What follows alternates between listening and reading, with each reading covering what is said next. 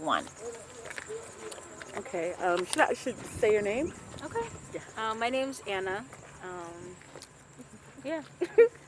I don't know if you want me to. Oh, no worries. My name's Lori. I'm a reporter at Tour Magazine, and I am on the Shinnecock. I'm on Shinnecock land, specifically the reservation inside the Shinnecock land.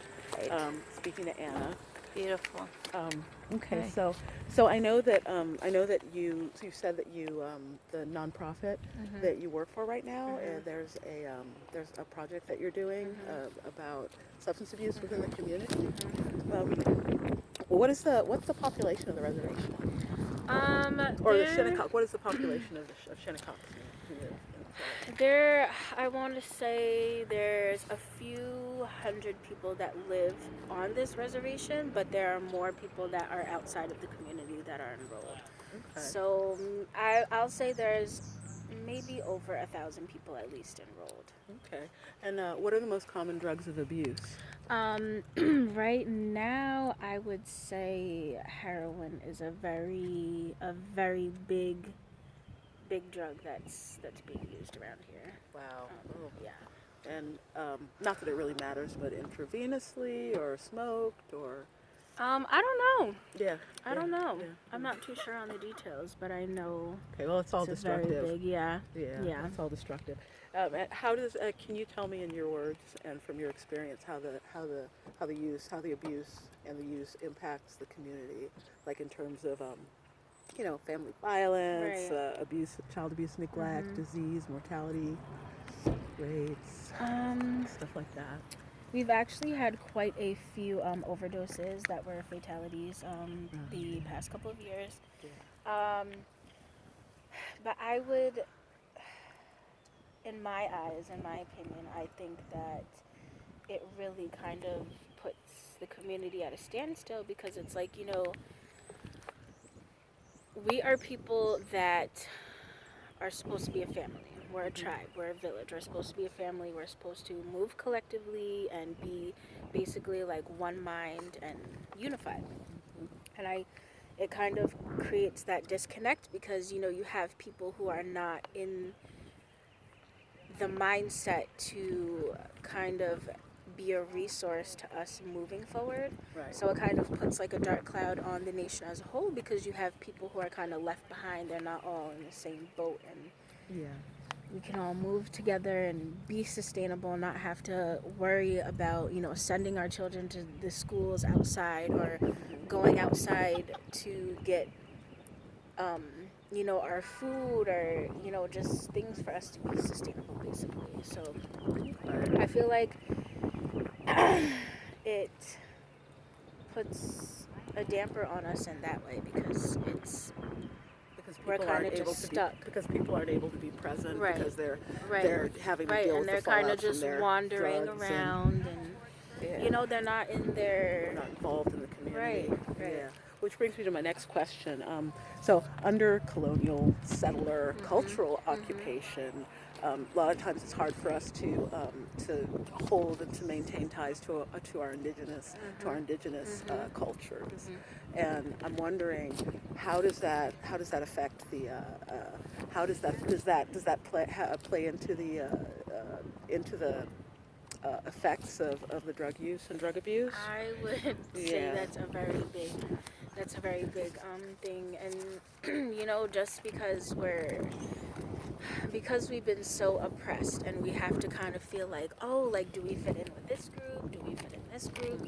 Like, no, your group is right here. You just have to figure out how to come to terms with it. And so that's why I think it's really cool to see that we have a preschool, because that's connecting back to your roots, which is going to give children and youth more of that foundation and that structure to grow up in a community where they can be leaders, where they can have their voices heard, where they know where they're going. And it gives them that sense of self-identity where, I think that's another very big thing. Self-identity, that plays a very big part in, the choices that some people make. to use substances. Yeah. Well, can you tell me? From a Shinnecock cultural perspective, what is the treatment? What is the treatment for abuse of substances? I mean, I know that.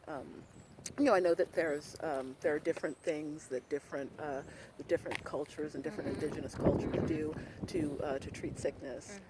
But I'm not sure that drug abuse is really common in Right. indigenous cultures. So could you just say a little bit about that? Yeah. Like, what do you do as an indigenous person? Right. So drug abuse is actually a very big drug abuse, alcoholism, and suicide are very big in Indian country. They're especially reservations because they're so right before the colonization, right? Yeah. So it's like we're introduced to all of these things that where our bodies are not. Our bodies don't clash with. They don't clash with all alcohol. They don't clash with drug abuse. Substances. So what we actually do at Blossom Sustainable Development is becoming sustainable, right? So a part of that is learning the plants that are indigenous to here and learning their medicinal uses and what they could be used for, how they can help you. And another big thing is just like going on our canoe tours, our paddle tours. That's a way of releasing your tensions and having that peace of mind, that nature counseling, and getting away from the outside world and the society's standards and just everything. So nature counseling and nature therapy is like a very big thing that we push over here at Blossom Sustainable Development because it has been proven in some cases that it really does help. Well, what is your? I mean, I'm not sure. You gotta forgive me. I'm not. I need some clarification. Now, the nonprofit you work for, is it a nonprofit that's based within the community, or is it a nonprofit that's coming in from the outside? I mean, does this nonprofit, is it a part of your traditions? People who are a part of your traditions, like elders, or does it, or is there a synthesis between other culture outside and Shinnecock? Or? Right. So we're actually we got the grant from Native Connections SAMHSA. Okay. So the grant is specific to help